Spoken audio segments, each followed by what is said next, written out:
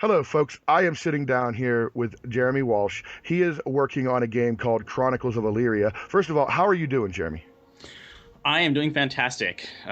We're all very on edge, nervous, happy, excited about what's going on right now. But in general, we're all very good. Fantastic. I'm glad to hear that. For everybody out there that may not know, what is Chronicles of Elyria? So, Chronicles of Elyria is a new in development MMORPG that's been in design for probably over a decade at this point.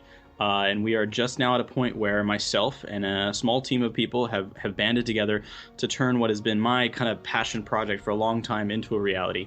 And then that's where we are. And in terms of what it is, it's the MMO that everybody's been waiting for. It's the one we've been promised. It's the one with a dynamic, changing world. It's the one with characters that age and die, giving meaning to the choices that you make. It's the human condition. It's us attempting to recreate the feelings and emotions that people get when reading their favorite epic fantasy novel inside of an MMO. All right, now let me go back a little bit. And first, Okay. your title here is Owner Creative Director. What exactly does that mean? So what do you do with the game here? So, owner just means that I'm the one that was willing to put up the money to make it happen. Fair So enough. there's that.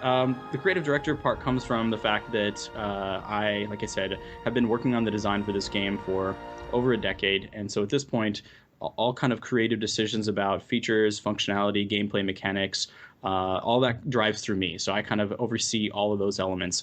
But the interesting thing is that's not historically my background. While I have been a dungeon master and game master for about 20 years for various pen and paper role-playing games, etc., I historically am a game developer. I'm a programmer by trade, which actually I think is good for us because it means that the person who's making a lot of the design decisions also has the technical background to decide whether or not something is going to be feasible or not. That was kind of going to be my next question. Obviously, being a game master, I've done some pen and paper myself.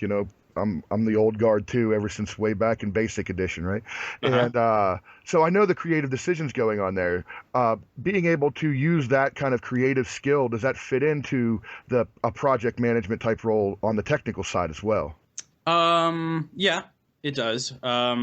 Ultimately, what kind of the workflow is we do here is we have a scope, we have a document that says these are the features that we would like to make, and then I work with the other engineers and we figure out how long we think that these specific features are going to take to get done. And I can iterate with them because I have good insight of that in myself, having had half a dozen years working as a Gotcha. senior software engineer at Microsoft and a lead there, and having led game companies before. It's nice to be able to look at this and go, yeah, that's an underestimate or that's an overestimate. So I feel like it gives me kind of insight into the communication I have with the other engineers, and I think that's something that adds a lot of value to having somebody in a technical position also be in a project management and design decision position. When did the idea of Chronicles of Elyria germinate? When did the whole thing sort of come to fruition and you decided to move on this?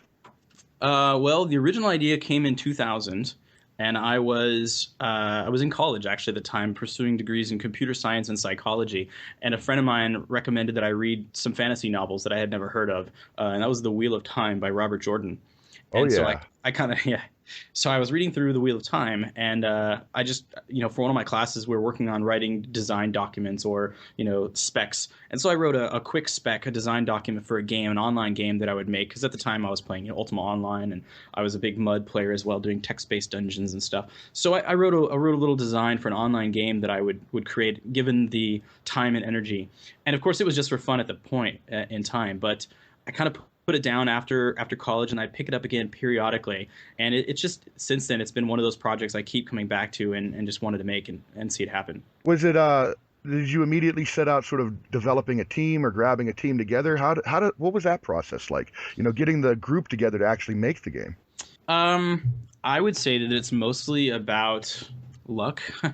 It's ley lines. It's a lot of people's paths crossing fortuitously at a single point in time, and from there it just kind of blew up. We would find people that we knew who had 1 or 2 degrees of separation from us and invite them in, and so as a result of that kind of process, everybody on the team knows at least one other person on the team or has worked with them in the past or has some kind of connection.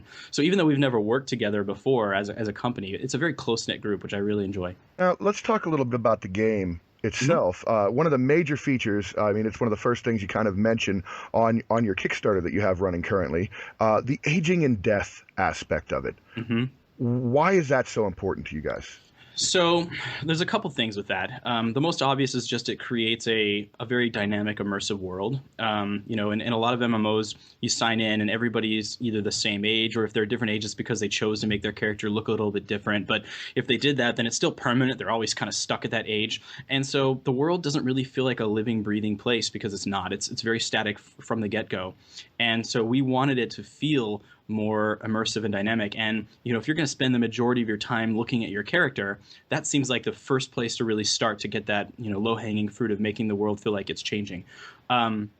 But ultimately, the reason that we did that is because we felt like it solved a lot of design problems that exist with current MMOs. And I can tell you this because having been a game master yourself, they call it the game master or dungeon master's conundrum, which is, you start out and your players are fighting rabbits, and, occasionally they work their way up to dire wolves, and then they're facing other villagers, evil people, and you keep going until you hit, some level cap, at which point they're literally facing the gods of whatever that universe is. And at that point, there's nothing else for them to do. They've literally done it all. And at that point, most game masters or dungeon masters find some way to gracefully retire their party in order to start a new adventure, either at a different point in the timeline or, something like that. And we've never really been able to do that with MMOs before. And so you end up with this problem where, every year or two you have to release new expansions with bigger and better and greater things. And that forces a lot of pressure on the design and content teams to keep adding value to the game rather than making what's already there better and more interesting and things like that. And so, we solved that because now with aging and dying, ultimately, we don't have to worry about level caps because, it takes more than one lifetime really for a person to reach kind of what you'd consider peak performance, at which point they're generally old. And so they're fighting against time already. And then they, get an opportunity to restart. So we don't have that problem. As well as because the players are always starting over again at a young age, they get to redo some of that earlier content. I say content, but really it's just, it's one world. It's not that they have to constantly move from one map to another. They get to reuse the maps that they've already done, but they're in a different place in their world because they're at a different age. And the world has changed since the last time they were there. And so it's always a new experience. So now this is tied into what you're calling souls, right? Where that kind of is your persistence in the world? Yeah. So, the benefit of Chronicles of Elyria is that it has been in design for a long time. It's got a lot of bake time, I like to say. So what that means is that a lot of these mechanics have been thought to death. And for every new mechanic that we thought about and said, this solves a specific problem, we realized it would oftentimes introduce other problems. And so we had to spend time kind of reiterating on it until we came up with something that we were really satisfied with. And in this case, it started with aging and dying. But, when you have an aging and dying system like this where your character permadies, in an MMO world, I mean, it can feel like your progression is being flushed. Like I just spent a year developing this character, and then I watched him grow old and die, and I have nothing to show for it. And so the soul system was actually introduced as a solution to that problem, which is, it's not actually your character that is your character, as in most games. It's your soul. That's really the part of you that contains your progression. And so while you're incarnated into a body and you grow old and die, and eventually, it seems like your effort is kind of being set aside, then you take that soul, which is your real progression, and that reincarnates in a new body. And so there's a ramp up period to get back to where you were before. But there's just something cool and awesome too about being able to play the reincarnated version of some past self. Even cooler when you consider that when players come into the world for the very first time, they're going to be picking souls that are assigned to them basically through a random pool. But these souls have all been in the world before. They all have, potentially some past lives as well. And that's part of the player destiny, is you don't know who your soul was in a previous life and what role they played in the story. And I would say, you said, like, being that this was in development for so long, it's kind of, a lot of these ideas had an opportunity to bake. Is that why it's like all tied in? Like, it seems like the whole souls, the sparks of life, which ties into kind of the revenue model for the game, all seem to be based around that system. Yeah, I mean, that's one of the things that people love the most about the game when they start to learn about it is that everything is very cohesive. When we first started releasing design journals on morepeg.com back last July, the first thing we released was this idea of souls and reincarnation, and people were like, okay, that's an interesting idea. But as we started releasing new design journals and they started seeing how it was all connected, people very quickly started to get excited when they realized that it was designed really from the ground up to all be one functional system. as you pointed out, even our business model with the Sparks of Life, it doesn't feel like we created another MMO and then added a business model kind of as an afterthought. It's so tightly integrated with the game that we really can't separate the two. Now, you also go on, player skill matters is a section you talk about. What was the decision to go with a skill-based system as opposed to, say, a point-and-click or a tab targeting system? Well, that actually just comes from the developers. We wanted a little bit more challenge. We were kind of tired of the games being entirely like point based, because we feel like that also kind of requires you to grind in order to get to some higher level. But people come into these games with varying skill levels personally, and we wanted that to play an impact. We wanted people to feel like they could take their personal skills that they had developed either in other games or in the real world and brought that in with them. But a lot of the design for this too was just that a lot of us are past fighting game players, Mortal Kombat, Street Fighter, Soul Calibur. We've got people who played those games in their childhood, and a lot of Chronicles of Elyria too is it's a throwback to what we really enjoyed when we were playing games, in our teens and 20s, and that's a lot of where this action combat platformer style goes. I mean, it is an MMO, but we want the world to feel like you can really go out and explore these dungeons. And point and click and kind of single playing just doesn't do that for us. We really want to be, jumping from platform to platform and see what's up on that ledge, because nobody's ever tried to go onto that ledge before because it's dangerous. There's a big chasm between here and that ledge. But man, if you see what that glowing thing is up on that ledge, you had to work for it. And now your character also stays online even while you're not playing, right? Mm-hmm. Yeah, that goes back to this idea of lifespans. So we gave people basically, 12 months. It's 10 to 14 months randomly. It's based on your genetics. But your character will eventually die of natural causes between 10 and 14 months. But that then creates this problem where people who can't play all the time, whether it's, because they have responsibilities, they have jobs, careers, they have, kids, whatever it is. Maybe they just don't like to spend that much time in front of a computer, which I totally respect. Whatever it is, that feels like they're not getting the full value of their money because it's a fixed time length. It's not something that they have control over. And so we wanted to add a way to make sure that they got as most value for their money as they could. And so what we did is we added this concept of offline player characters, or what we call OPCs.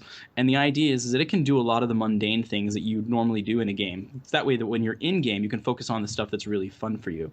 The other thing that's really nice about that is that it allows your OPC to do the same things that NPCs would do in a lot of games. And so that makes it even more of kind of a sandbox world, because it's really the player characters in their offline mode that are running your storefronts, that are running your banks, that sort of thing. You can also be attacked, but you also have a way to defend yourself while you're AFK and stuff like that. How does that work? So the way it works is the same way that our NPCs work. The OPCs are coded to use the same AI that our NPCs use. And in fact, we do that intentionally because we want to make sure that anything an NPC can do, potentially a player OPC could do also. So they use the same libraries, the same routines. But ultimately, OPCs, you can assign them roles. So you can say, I want to run a store while I'm offline, and so you'll run your store. Or you can say, I want to be a town guard while I'm offline, and you guard your village or town, and that's your job while you're offline. It's also possible to program these. We're working on developing a visual system for it, but for now it's scripted. And effectively what you can do is you can set events. So you can say, when I'm offline, if somebody who looks dangerous comes up to me, I want to go the other direction. Or, if somebody dangerous comes up to me and they draw their sword, I want to get the first hit in, so I'm going to go ahead and attack them.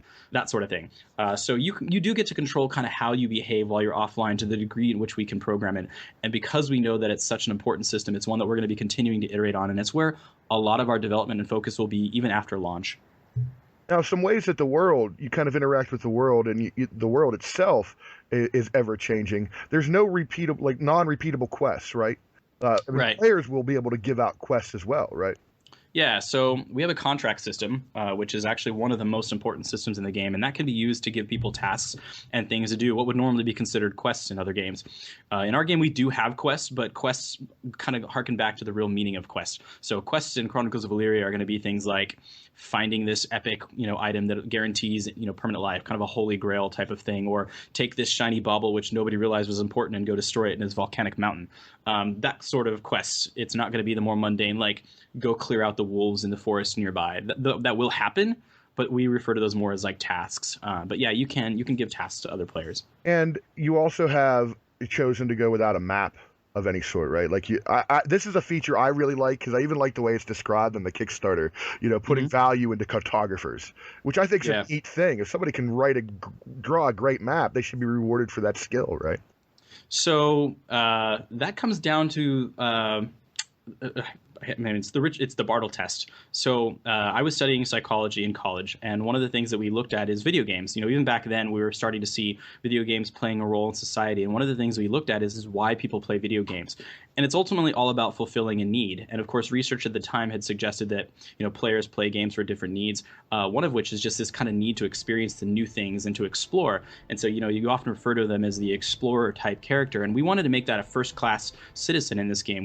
We wanted to provide a reason to explore, not just to say, hey, you need to move to this next quest hub. Make sure to take a look at the scenery as you go from point A to point B. We want players to spend time exploring, but we want it to be dangerous and risky so that not everybody wants to do it. And because that also makes it rewarding, right? If you're willing to take the risks and go out into the wild and chart the map, to chart the land and show what's there, and to discover ancient ruins and precious resources and mark those down on a map and bring them back, there's value in that. But it's only valuable if not everybody can or will do it. And one of the reasons we did that then is we, by making it so that there's no maps, we give players the ability to create maps, which adds value to that explorer cartographer role, but it simultaneously makes exploration more dangerous because you can get lost. End up have no clue where you're at. I have no clue where you're at, exactly. And at that point, now it's a survival game, so there's hunger and thirst and temperature and fatigue, and so now you've wandered out to try and explore something. You got too far. You can't orient yourself. It's late at night, and while you know how to read the sky, you can tell which way is north, west, east, south, etc. It's nighttime now. You weren't paying attention, and you didn't spend any time studying astronomy, so you don't know based on the stars where you are now, and so you have to find shelter. You got to build a campsite. You got to stay warm for the night.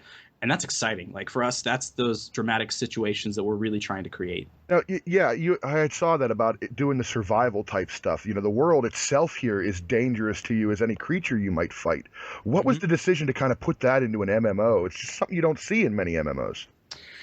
Well, that comes down to kind of what I was talking about in the very beginning, which is we really want to give players the opportunity to create those same experiences and emotions that they have during their favorite epic fantasy novel or movie. And one of the reasons why we don't see those in most MMOs is that we automate those things out. We're so focused on completing quests and downing world bosses that we forget that the story is not about necessarily the end fights. It's the journey from point A to point B. And the example I like to give people is, you read a novel and people make camp for the night and they're waylaid because they didn't leave a guard, or they have to leave a guard, somebody to take watch, because you don't know what's out there in the darkness, and there is something out there in the darkness. There always is. We don't recreate that right now with most MMOs because there's really no reason to travel from point A to point B, and under most cases, especially when you can fast travel or fly or do other things. But more than that, there's no reason to stop and make camp. Your character can run forever. They never get tired. And so for us, we wanted to give that opportunity to have those like campsite experiences. But in order to do that, we needed players to have a reason to make camp. So we added fatigue.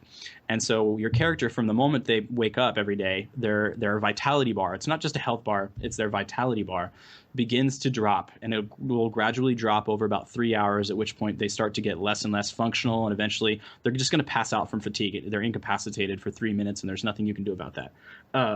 But people who are aware of that mechanic can choose opportunistic times to sit and make camp, so that they're not as vulnerable. What I mean by that is, as your vitality drops, your energy, your reserve, actually drops as well, or it doesn't recuperate as quickly. And so if you've been traveling all day and you get waylaid halfway through your journey, you're at a disadvantage. You're not going to be able to muster enough energy to fight off your attackers. And so you have to strategically pick where you're going to stop and make camp. And that also means that other players can come along and make outposts and create inns and taverns where you can stop halfway through between town A and town B and rest and recover.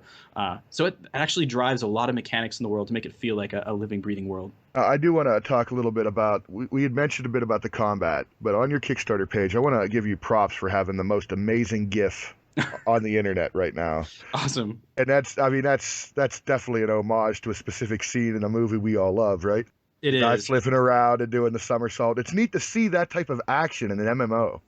Yeah, actually, we released a combat video the morning before our Kickstarter. So if you haven't seen it, go out onto YouTube. It's a more fleshed out scene, a more fleshed out movie of that GIF that you see. But that we were iterating on our combat system for a long time. We know we wanted it to be strategic and tactical, and we know we wanted it to be player skill based, but we didn't know exactly how much high fantasy or how fantasy we wanted to go, and really what the feel was. And ultimately what we wanted is we wanted this back and forth feeling. We didn't want players to dive in, pull off a quick combo and then dive out again. We really wanted that back and forth. And so we've spent a lot of time working on our deflection and parry system, which makes it so that if you're attacking somebody and they try and attack you, and you can anticipate effectively that they were about to attack you, and you can parry, then you can repost and you can take the initiative and that sort of thing. So it feels almost like a chess game more than your traditional skill-based combat game. And of course we're still iterating. And if you've seen some of the videos going around on the internet right now, we haven't nailed the parry and deflect quite yet. The timing on it's still a little awkward, and so there is a lot of dodging and evading still. But internally, when we nail it, we can tell, because it feels like people want to get in and engage and not keep running out of combat. But at any rate, we were thinking about how we would show this to players. And we were all kind of thinking about what we wanted to do with that combat video. And it just kind of occurred to me that, if we're trying to make a game that feels like and plays like a fantasy novel or our favorite storybook, that there was really only one really good example of storybook level combat. And so that's what we did. We recreated one of our favorite kind of sort of storybook reference combat scenes. So there you go. Fantastic. It's beautiful. And now the skills in the game too, those are active, like you have to do them to gain skills. You're not just getting points and stuff, right? Yeah, no, it's all active based, so you have to do it in order to gain skill in it, because we really wanted to reward people for the things that they do. The idea is you get better at the things that you do, and not put points into things that you've never spent any time doing. That was one of the things that frustrated me the most about a lot of pen and paper role playing games. Is you spend time, you get experience, you go up to a level, and then you get to put points and skills that you never actually use during that last level. And so it's like, why am I getting better at this? I haven't done it. So it was very important to us that skills go into things you do. At the same time, we're trying to avoid systems where people are encouraged to just use the skill over and over again. We actually try as best we can, when it's applicable, to reward people for failure, meaning that they have to challenge themselves to a level at which they're no longer able, to succeed, or they're not guaranteed success, and only then do we actually provide those improved skill bonuses. That way, people are constantly taking on new challenges. And with these characters that you're going to be, having lifespans and die, I imagine character customization is a big focus as well, because people are going to be in several bodies, right? They are, and that's something that we want to be interesting. In a lot of games, you create the character once and you stare at that character for a decade in some case, because games have been playing that long. So not only do we want them to be dynamic, but we wanted them to feel like they were constantly changing. So, as you reincarnate, you can reincarnate in the same family as your own heir and take on your wealth, or you can actually take that soul and you can reincarnate it in an entirely different family. Get a new bloodline, get new starting skill bonuses that apply to your ramp, so you can kind of customize and tailor the character you want to. But that means they can look entirely different. They can be a completely different race. So whether or not it was light skinned before, or dark skinned, tall, short, heavy, thin, whatever the genetic bloodline for that is predisposed to, you're going to end up with a completely different looking character. And in Chronicles of Elyria, character customization really doesn't end at the end of character creation. It really just begins there, because how your character is played, what you do with that character, what kind of professions you take on, has more to do with how you ultimately look like than really anything else. We went over a lot of the different systems in Chronicles of Elyria, and something that I always see kind of bandied about as a criticism of indie MMOs, as you would say. You have a small team. What about the scope? I mean, how does your team adjust to the scope of a game like this? Because you're trying to do a lot of great, interesting, new things. I mean, you're looking backwards for things that we liked, but at the same time iterating on them with modern technology and modern ways of thinking. Mm-hmm. Yeah. In terms of the scope, we know that it's a fairly big scope, but I've had an opportunity to work inside of games as well as outside of games now. And one of the things I find is that the game industry itself tends to lag a little bit in terms of the technology that they use and the best practices that they adopt.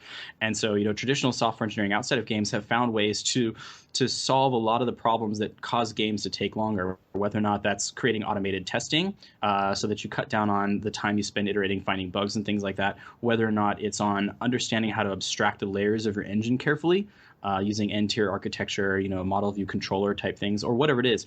But when you take and you apply best practices and software engineering principles that are using outside of the games to the game industry, you start to realize that it allows you to break up the components into very nice, easy, scalable ways that can be easily subdivided. And so you can take your engineers and you can have your back-end engineers working on multiple systems simultaneously. And also, there's just a lot of passion on my team. early in development, but I tell my team, there's going to be crunch at some point. There will be a point in time where we have to work longer and harder to make this game a reality than we wanted to initially. But I am of the firm belief that you should do that at the beginning of the project and not at the end, because at the beginning, you're excited, you're passionate, you're motivated, you're not tired yet, and it makes the end project seem easier, because then you're looking at something that's mostly complete and you feel good about it. And so the team has actually been working very hard. While we kind of reached our current size back in February, we've pretty much been working nonstop since then. I don't think I've had a weekend since then, except for maybe Easter, and everybody else has been taking weekends when they can. But we're just focused, like really heads down on making this happen. But at this point, we're still loving what we do. So, well, we talked about you're on Kickstarter, so they can find you on Kickstarter, Chronicles of Elyria. Find it there. Where else can they find you and find out more information about the game? So we try and be on multiple social media formats. Our Facebook page is very active. We've got about 10,000 likes now on Facebook, and we do answer questions there all the time. In fact, that's one of the things that the community has loved the most about us, which is if somebody posts on Facebook, we try our best to respond, really no matter who it is. Because, this is a game for gamers by gamers, and we love interacting with the community. We're just as excited to hear how people feel about this game, as we are to be making it or to be playing it. So we typically always respond on Facebook if we can, although in the last 2 days we've had significantly more posts than normal, as you might expect. But facebook.com /Soulbound Studios or /Chronicles of Elyria, either will work.